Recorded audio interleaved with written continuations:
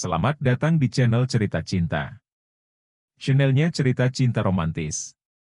Sebelum lanjut, mohon dukungannya dengan like dan subscribe dulu.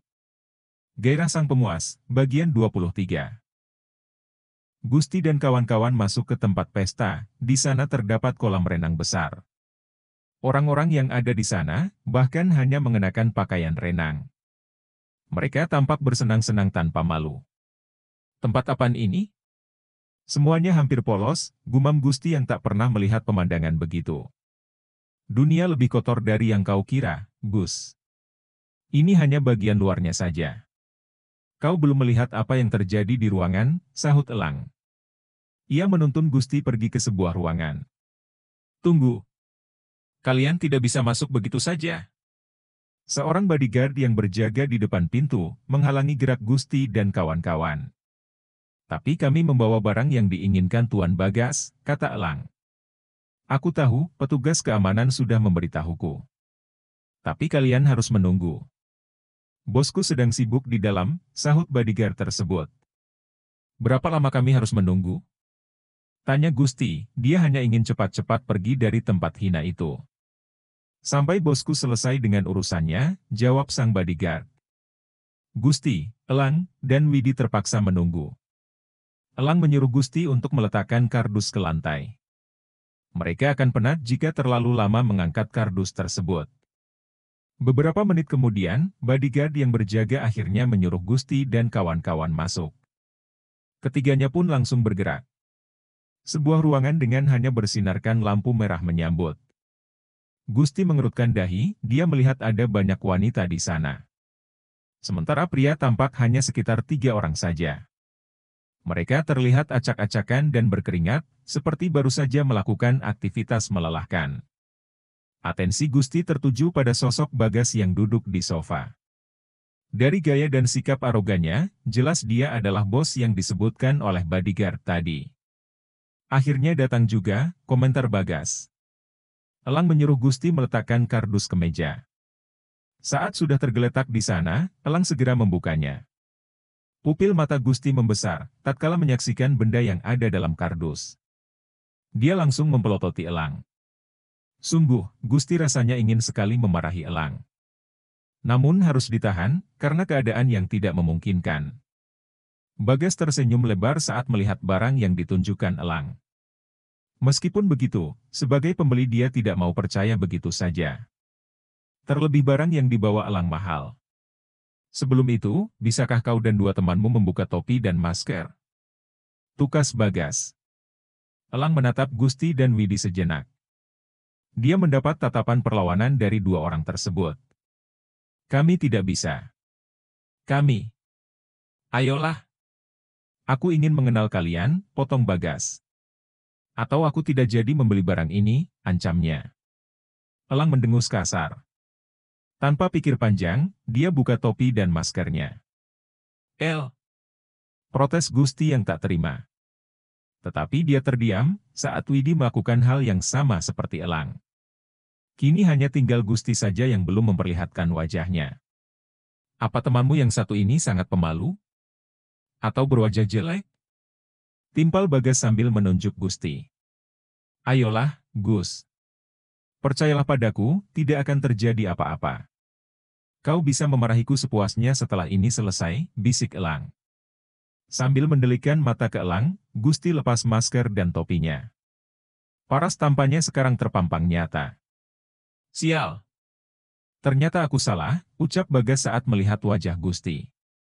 Dia terkekeh, sementara para wanita di sana kegirangan menyaksikan Gusti.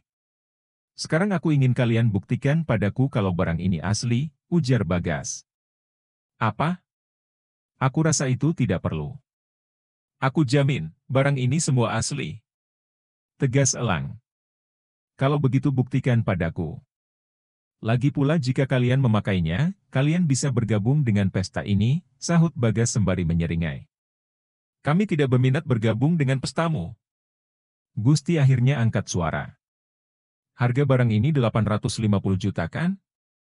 Aku akan menaikkannya jadi 3 miliar kalau kalian mencobanya. Bagas memberikan tawaran menggiurkan. Mendengar harga yang ditawarkan Bagus, Elang membulatkan mata. 3 miliar tentu adalah jumlah yang sangat besar baginya. Widi yang mendengar juga tampak tertarik. Namun berbeda dengan Gusti yang merasa takut, berurusan dengan barang itu tentu bukan hal biasa baginya. Kau yakin akan memberi kami 3 miliar? Tanya Elang memastikan. Gusti memegangi tangan Elang, dia takut temannya itu akan melakukan keinginan Bagus. Sebentar, kata Elang pada Bagus. Dia ingin bicara pada Gusti dahulu. Gus, hanya sedikit tidak apa-apa. Aku akan membayarmu nanti, bisik Elang. Kau pikir yang akan kita makan itu pecel lele? Itu bakonar, El. Kalau ketahuan, kita bisa dijarapen. Sahut Gusti. Kalau ketahuan, tapi kalau tidak. Aku pastikan kita aman. Ujar Elang yang terkesan meyakinkan. Lagi pula, jika Bagas membayar kita sebanyak itu, kita bisa berhenti meninggalkan dunia gelap ini secepatnya. Kau berencana berhenti menjadi pemuas karena mawar kan? Sambungnya, ia kembali meyakinkan. Elang benar, Gus. Kami berniat ingin memulai hidup baru, jika sudah mendapatkan uang yang banyak. Widi yang sejak tadi mendengarkan, segera angkat bicara. Kalian gila. Cibir Gusti tak percaya. 1 miliar. Aku akan memberimu sebesar itu, jika kau berani mencobanya. Tantang Elang. Tidak masalahkan melakukannya sekali dalam seumur hidup? Tambahnya berusaha membujuk. Gusti mulai goyah, dia terdiam 1000 bahasa. Sementara, Elang terlihat mengambil salah satu barang yang ada di kardus. Lelaki itu mencobanya tanpa ragu. Bagus.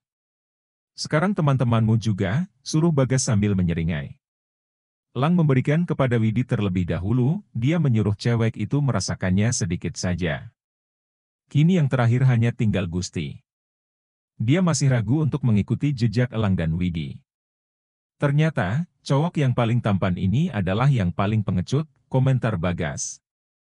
Sengaja memanas-manasi Gusti. Saat itulah Gusti cemberut.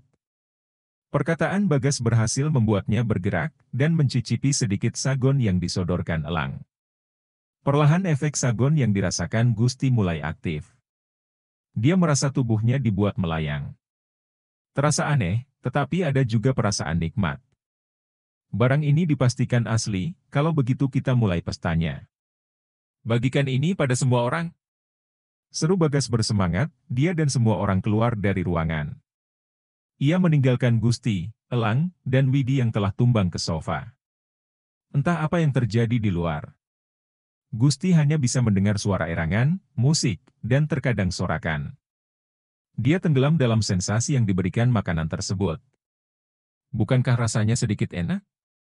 Tanya Elang meracau, dia merasa sedikit pusing juga. Mengingat, Elang adalah orang yang mencoba dengan terlebih tinggi dibanding Gusti dan Widi. Iya, sedikit enak, jawab Gusti. Bukannya diam, Elang justru mengambil sebotol minuman. Dia meminumnya setengah botol lebih, rasa mabuk Elang justru bertambah. Ia seperti menuang bensin ke dalam api. Aku merasa seperti terbang, ungkap Widi, sambil merentangkan tangan dan kakinya. Roknya otomatis menyingkap dan sekelebat terlihat sesuatu. Rentangan tangan Widi bahkan mengenai wajah Gusti dan Elang. Kebetulan posisinya berada di pojok kiri, sedangkan orang yang di tengah adalah Elang. Kau benar, Wid. Gusti tergelak, sembari menggenggam tangan Widi yang ada di depan wajahnya. Widi balas menggenggam tangan Gusti, dia mengira orang yang melakukannya adalah Elang. Oleh karena itu, Widi mencium Elang. Namun kekasihnya tersebut tidak merespon sama sekali. Ayolah. Kau kenapa, El? Racau Widi sambil memukul pipi Elang. Elang yang sudah dalam kendali mabuk, ia tak bisa berkata-kata. Bisakah kau tidak melakukannya saat ada aku?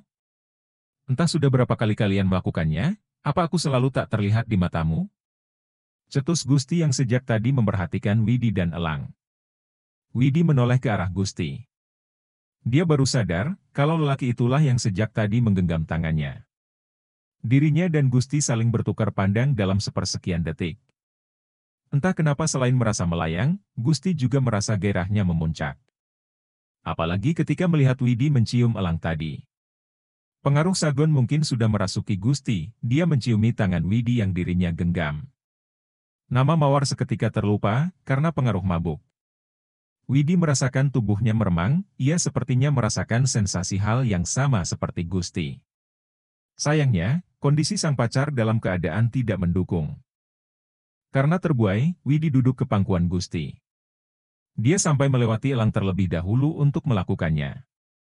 Setelah itu, Widi dan Gusti saling berpagutan.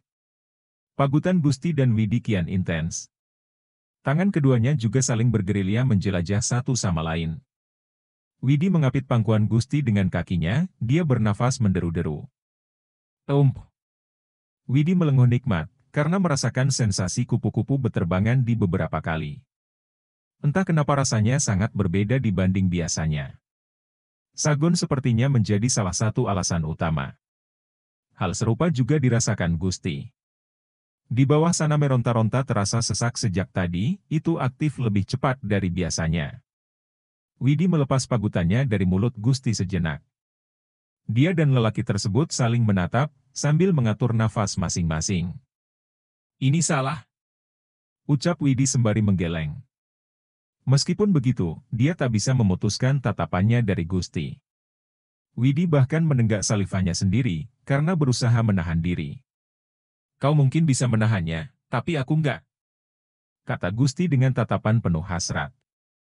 Dia memegangi tengkuk Widi, dan melanjutkan kembali pagutan menjadi lebih panas dari sebelumnya. Gusti menggendong Widi untuk pindah ke meja yang ada di pojok. Meja kayu itu berbentuk seperti meja kerja, ukurannya cukup besar. Di atasnya tampak ada beberapa gelas dan botol minum. Gusti dudukan Widi ke atas meja. Sejak tadi mereka tak berhenti berpagutan, keduanya saling bergulat liar dalam perpaduan mulut. Widi yang tadi hendak menahan diri, akhirnya meruntuhkan pertahanan.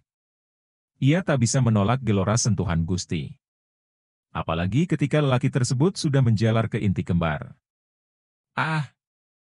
Widi refleks mengerang, ketika tangan Gusti sudah turun di bawah sana. Kegiatan nikmat yang semakin panas, membuktikan kalau Gusti dan Widi sudah tak mempedulikan apapun. Termasuk elang, yang masih berada di ruangan tempat mereka melakukannya. Tak ingin kalah, Widi pun bergerilya di inti Gusti. Gusti melenguh pelan. Usai bergerilya dan saling menjelajah. Setelah itu, dia dan Widi bergegas melakukan pendakian sesungguhnya. Mereka melakukannya dengan tergesa-gesa, seolah sedang dikejar waktu. Lenguhan Gusti dan Widi saling sahut-menyahut saat pendakian dilakukan. Sagon yang mengendalikan keduanya, membuat kegiatan makan malam terasa lebih nikmat 2 kali lipat. Gusti yang jarang mengerang, bahkan mengerang dengan nyaring. Badannya dan Widi seolah menari agar bisa terus merasakan kenikmatan satu sama lain. Malam itu, Gusti dan Widi benar-benar lupa diri. Mereka bahkan melakukannya lebih dari sekali. Selain membangkitkan gairah, makanan yang mereka konsumsi ternyata memberikan kekuatan tidak biasa, terlebih khusus untuk pria. Parahnya Gusti dan Widi, sesekali menenggak bajigur sambil mendaki kenikmatan. Hingga di akhir, mereka berakhir tumbang seperti elang. Ketika waktu menunjukkan jam 4 subuh. Elang menjadi orang pertama yang sadar, kepalanya terasa pusing sekali. Saat elang melihat sekitar, semuanya tampak berantakan sekali. Atensi dia segera tertuju ke arah Gusti dan Widi, yang telentang sambil saling berpelukan. Teman dan kekasihnya itu juga terlihat berantakan. Keduanya tidak telentang di sofa, melainkan di lantai dekat meja. Elang berdiri, lalu berjalan menghampiri tempat Gusti dan Widi berada. Dia memperhatikan dua orang itu, Gusti tampak polos dan hanya mengenakan celana boxer. Sementara Widi terlihat hanya mengenakan baju atasan saja. Seingat elang, baju yang dikenakan Widi adalah milik Gusti. Untuk memastikan, akhirnya elang singkap baju yang membalut tubuh Widi. Ternyata cewek itu tidak mengenakan apapun dari balik baju tersebut. Dari sana, elang dapat menyimpulkan apa yang sudah dilakukan pacarnya dan Gusti. Sialan! Umpat elang. Untuk pertama kalinya, elang merasa dikalahkan oleh Gusti. Bukti jadi semakin kuat, saat dia melihat pakaian Gusti dan Widi berhamburan di sekitar meja. Elang memejamkan matanya dengan rapat. Dia tentu merasa terhianati terhadap apa yang sudah dilakukan Gusti dan Widi. Bersambung.